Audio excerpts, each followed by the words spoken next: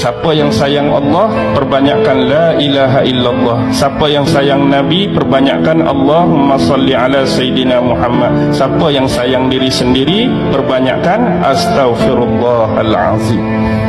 Satu-satunya yang Allah perintah, yang Allah sendiri buat, inilah. Allah suruh kita semayang, Allah tak semayang. Allah suruh kita puasa, Allah tak puasa. Allah suruh kita zakat, Allah tak zakat. Allah suruh kita haji, Allah tak haji. Tapi ini Allah suruh kita selawat, Allah sendiri pun selawat. Sekali kita selawat, Allah selawat kat kita berapa kali?